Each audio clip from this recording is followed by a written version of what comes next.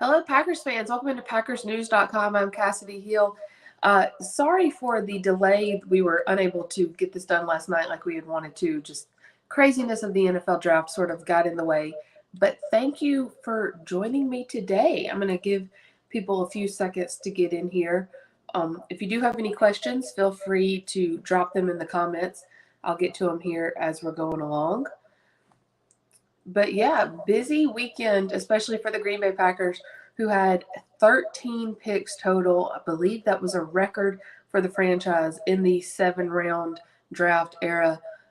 Loaded up on offense and their front seven, hit a hat trick on receivers, double dipped on tight ends, did everything they could to surround Jordan Love with as many weapons as possible. Let's kind of go through some of the bigger moments here of the draft for the Packers. And then, as I said, if you have any questions, feel free to go ahead and drop them in the comments too. We'll get to them here in a second. This is a good one. Let's start here, actually. Brian says, curious, no offensive line help.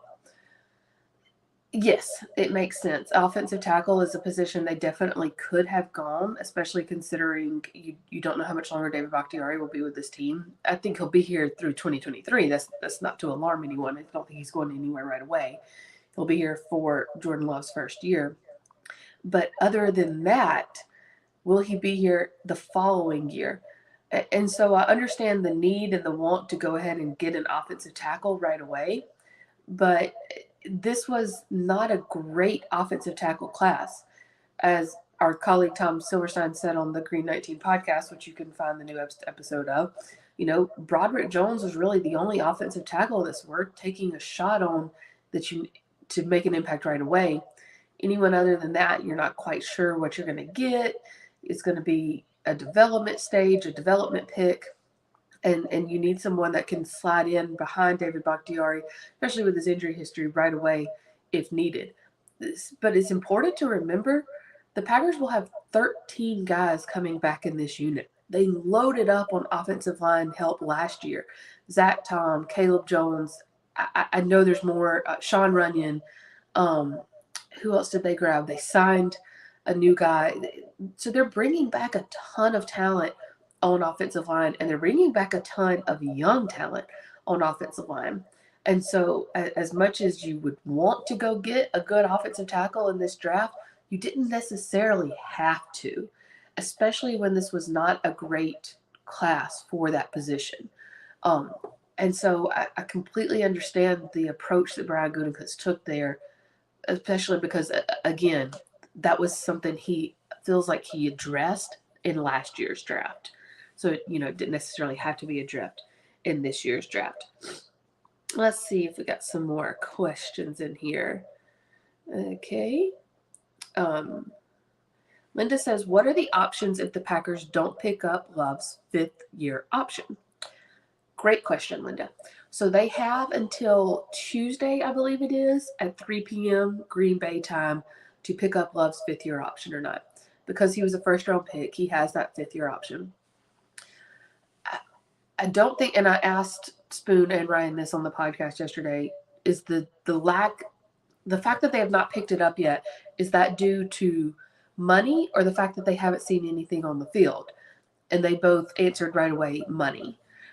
I don't think it has anything to do with not being confident in Love. At this point, they've hitched their wagon to Love. He's their quarterback. They traded Aaron Rodgers to the New York Jets. If you don't pick up Love's 5th-year option, then what was all this for?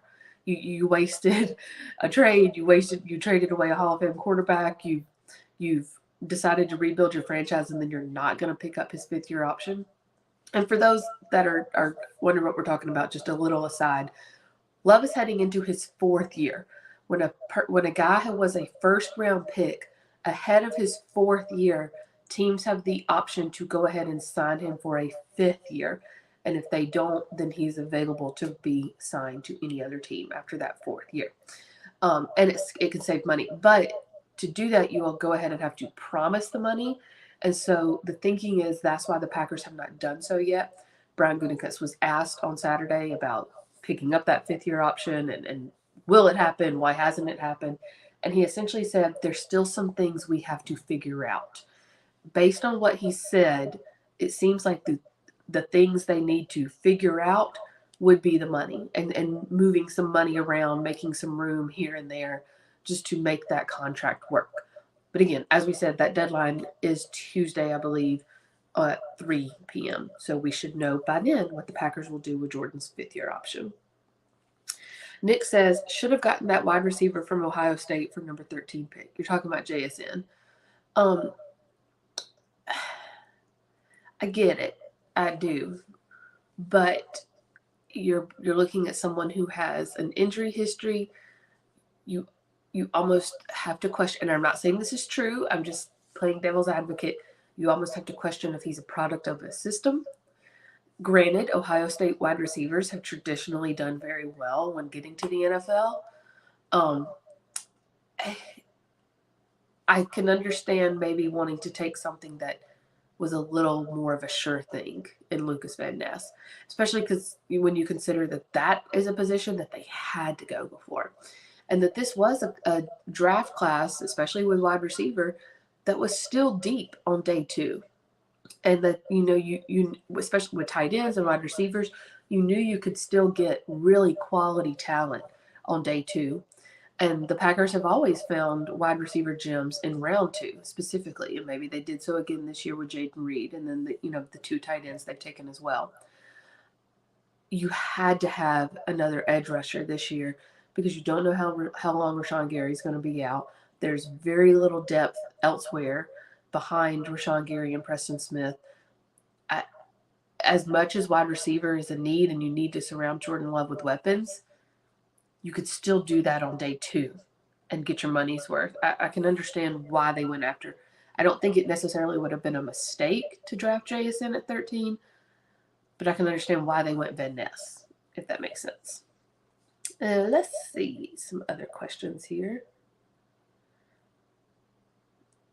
Christopher says, biggest offensive draft in a long time. Had to, though.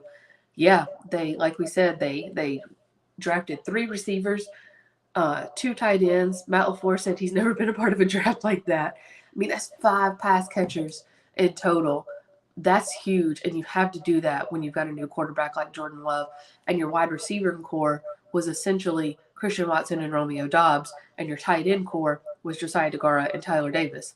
And you had to fill up both of those units and restock those cupboards with more quality talent. And I think that was – Brian Gutekunst is never going to say necessarily that he drafted just for need, but when you're looking at the best available players and you've got what you need in the back of your mind, it made a lot of sense to go ahead and grab all of those guys. Okay, let's see what other questions we have here. Karen said, all I can say is us Packers fans just got to believe. Many people think this draft was not good. However, we as outsiders don't know what was really going on the board. You never know how good a draft class is going to be until 2 years later. And so that's important to keep in mind as well. And this is important to also remember, not only with this draft class, but just with this team. This next year might not be good, but that's okay, because it's filled with a bunch of young guys. And as much as Brian Gutekunst doesn't want to use the word rebuilding, this is a rebuilding year. And you almost want them to make their mistakes this year. I've said it once, I've said it 100 times at this point. Let Jordan Love go out there and throw 25 interceptions. Let him figure out where those windows are, what he can get away with. Let Christian Watson I feel like has addressed the drops for the most part. But let Tay Wicks, the wide receiver out of Virginia who had an issue with drops his senior year, let him make those drops like Christian Watson made at the beginning of the Minnesota Vikings game on the first play of the season.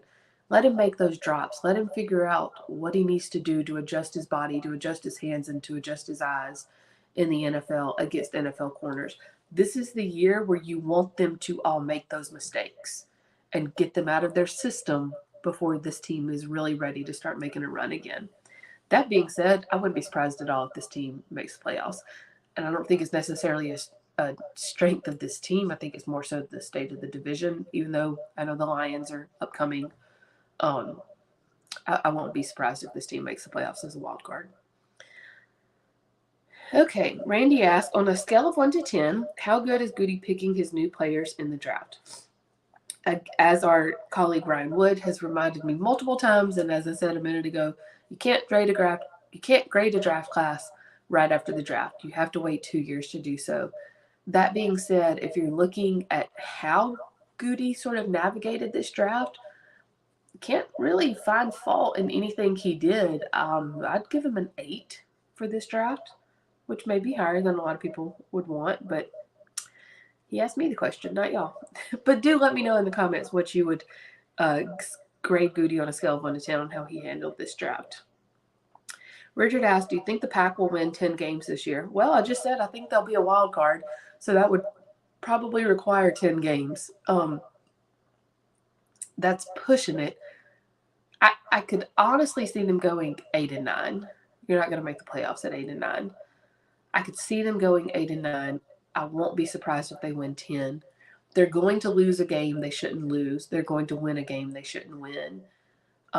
What do they do with the other 8, so to speak? And so I could see them winning anywhere from 6 to 10. I know that's a really wide window there, a wide range. I'm giving myself some wiggle room there. But yeah, I could see them winning anywhere from 6 to 10. I don't think they win more than 10, though. That's asking a lot of a young team. Christopher says, like Leroy said when he announced the picks, needed help for Love. That's exactly what this was about. Was surrounding Love with some weapons that are ready to make an impact in the NFL, but can also learn alongside him, develop that chemistry with their new young quarterback. Let's see. Levi says, thank God we took Musgrave over Washington. You had been saying Musgrave for a while on these Facebook Lives, Levi. I got to hand you that. You had been pinpointing that as a person to watch. I knew that name because you had said it on this Facebook Live. So good call there. Getting Musgrave and Kraft where they were, looking back at their draft profiles, seems like a nice little get too. Maybe injuries made them available, farther down on day 2 than maybe they would have been if they had not been hurt. It's going to be interesting to see maybe more 2 tight end sets and see what Matt LaFleur can do with 2 legitimate pass-catching tight end threats. Karen says, agreed, Levi, and from what I'm hearing, Washington is a train wreck. I don't know about that. Let's see. What else we got in here? Carl asked, is this the last of Mason Crosby in green and gold? I think so, yes. I just don't see how they bring him back at this point. It would be a lot of money for someone who, of course, has done a lot for this team. But drafting Carlson where they did signifies to me that they're ready to move on. I don't think you draft a kicker that high if you're not intent on him making the team. And if he makes the team, then I don't think Mason Crosby is your starter anymore.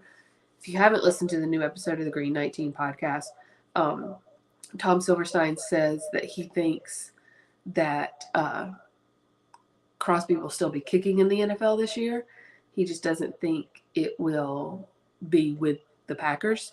I wouldn't be surprised if Crosby retires. He has 5 kids. Maybe he's ready to go home and be with them. Is he kind of ready maybe to just hang it up? I wouldn't be surprised at all if that happens. We have seen in the past kickers retire and then their young replacement get hurt and the GM call that kicker back up. So I think I said this on the podcast too. I wouldn't even be surprised if maybe Mason Crosby is asked to come back for a game if something happens with Anders Carlson.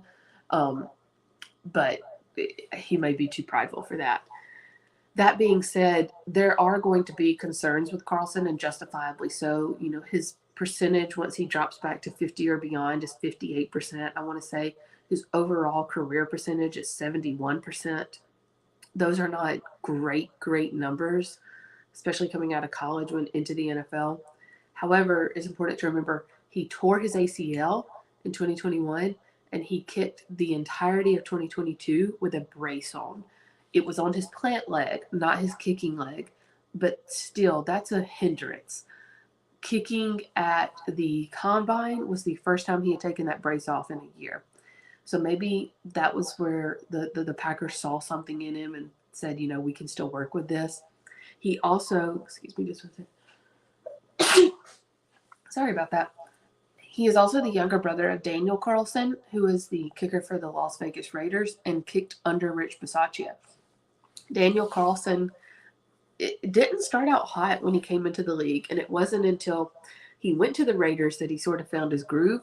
So who's to say that maybe Rich Bisaccia didn't give Daniel Carlson the tools he needed to become a really valuable NFL kicker? And if he did it with Daniel Carlson, maybe he can do it with his younger brother Anders as well. Rich Bisaccia knows Anders Carlson because of who his brother is as well. They have spent time together over the years. And so I think this may have been a Bisaccia call, this draft pick. Let's see what else we got here.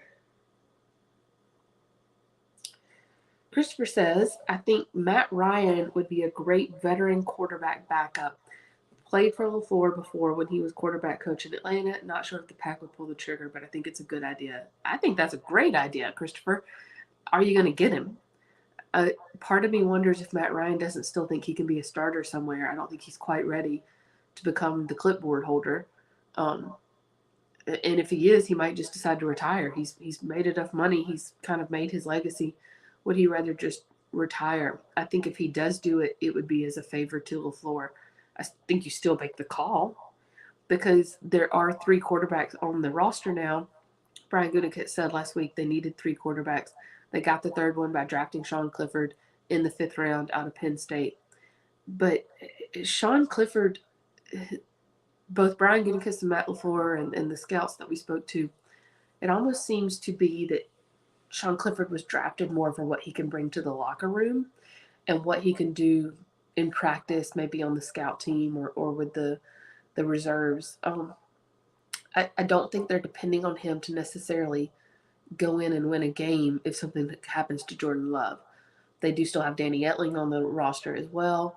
But bringing in a veteran quarterback is not out of the realm of possibility. In fact, it's very possible. If Matt Ryan is that quarterback, that's a huge get. As Levi said, Matt Ryan would just retire. Plus, he's not playing for pennies. That would be the key too. If you're bringing in a backup quarterback, you're going to want to sign him for the vet min. You can't be paying him a huge contract when you're still working through your money for another year. And I don't know if Matt Ryan would be willing to take the vet min. And so you've got to find almost a journeyman.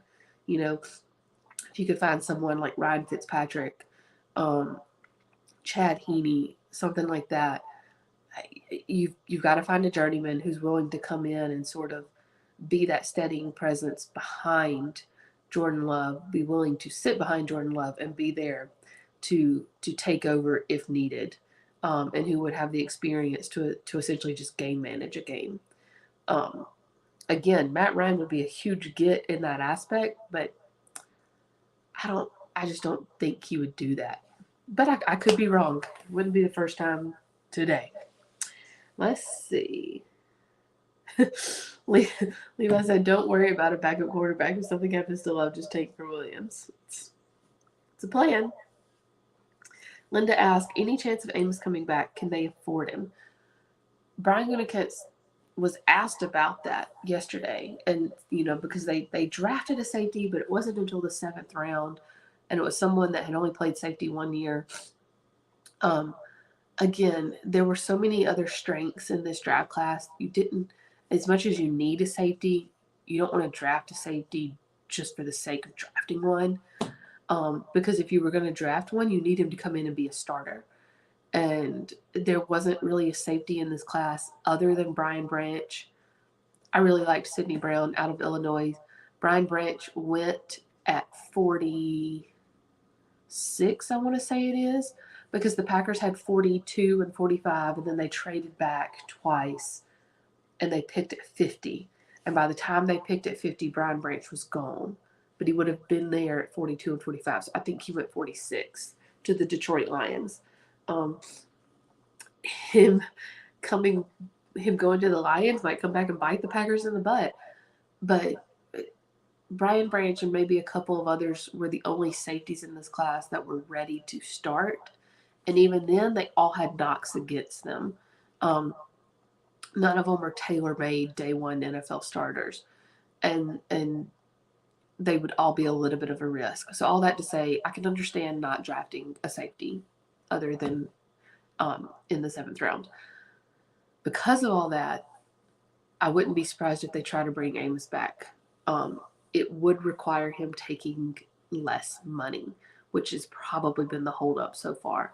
He has a number he thinks he's worth. The Packers have a number they think he's worth, and they haven't been able to compromise on that yet. He is still a free agent, so he is still available. I wouldn't be surprised if they wait until after OTAs, though. They've got to have a safety in here by training camp, whether it's Adrian Amos, whether it's somebody else or another free agent. They've got to have one in here by training camp. But if they can get through OTAs and he's still not signed, he's probably willing to take what the Packers are going to pay him. Brett says Detroit took him with the pick we traded them. I thought that was the case, but I couldn't remember exactly. But that makes sense. They flip-flop their picks. Brandy asked, will Sean Lifford play in the preseason? He probably will. They want to see what they've got. He was referenced more than once this weekend by Gutekunst and scouts as a gamer. So preseason, of course, is not anything like the regular season. But I wouldn't be surprised at all if they throw him into a preseason game or two, give him a whole half. I think they gave Danny Etling a half this past year versus the Saints. So, yeah, put him in there, see what he does. Maybe he plays different under the NFL lights. And that's not a knock on how he played at Penn State. He was a gamer at Penn State as well. It's just, for as great as a compliment as being called a gamer is, it also indicates you don't necessarily have the skill set to play beyond when the juices start flowing. Does he have what it would take to play night in and night out in the NFL? That's the question. And I don't want to answer yet until we know. He has 4 years of experience coming from Penn State. That's huge. He's actually older than Jordan Love. He can be a mentor. But they're going to play him in the preseason just to see what they've got with him on an NFL field. But I don't think they're expecting him to play much beyond that. Okay. Brad asked, were you surprised no O-lineman in the draft? We did kind of answer that at the top. You can watch this replay just because there's other questions. I don't want to spend too much time on that, but you can definitely catch that in the replay. We talked about the offensive line. Karen says, talking about Sean Clifford, he's definitely a gamer. Did you guys watch the Rose Bowl this year? He talked about that being his favorite game of his college career. And that, I guess, let me just revisit this for a second. Being called a gamer is a good thing, but you need to have more than that in your tool belt to be a starting NFL quarterback. You can get by in college with just being a gamer, because you can, if you're a gamer, you can probably pick apart a college defense with little dinks and dunks. And, Clifford uses his legs a lot. You're not going to pick apart Jalen Ramsey with that. You're not going to pick apart some of the Buffalo Bills secondary with that. So you need more than that in your arsenal. And I think that's really what I'm kind of trying to say with Sean Clifford. Linda asked, what is the knock against him? He's had lots of yards. Again, I think they're kind of dinks and dunks. He doesn't necessarily have the downfield arm. And you've got to have that as well in the NFL. Okay, let's see what else we got here. Levi says, I'm excited to see a tight end that can accelerate anytime Bobby stopped. He was stuck in the mud.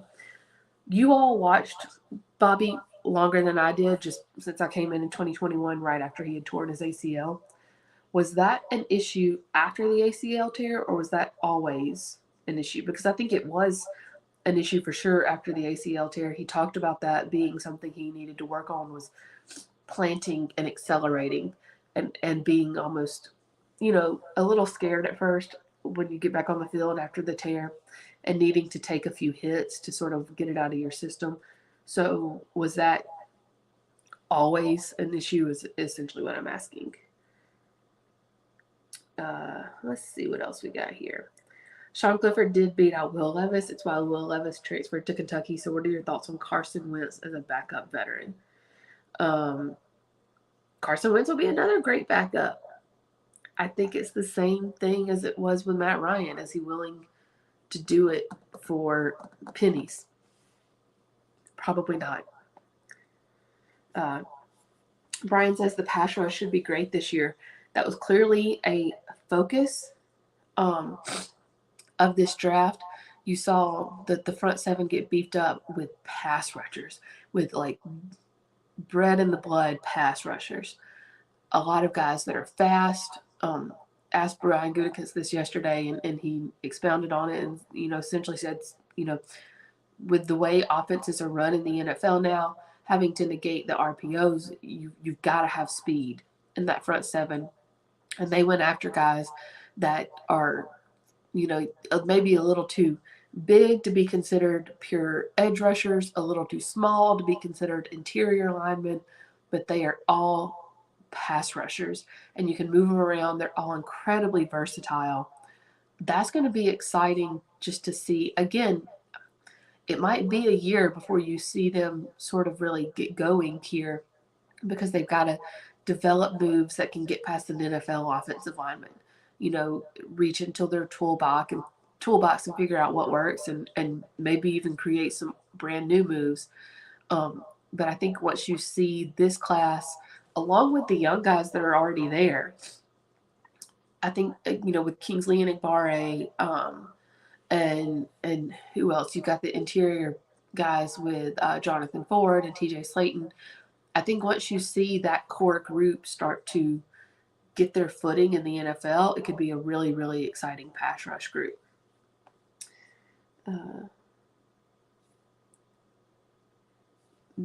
Levi here answered my question. Bobby had more juice for sure before the ACL. I was hoping to lock him up long term before then.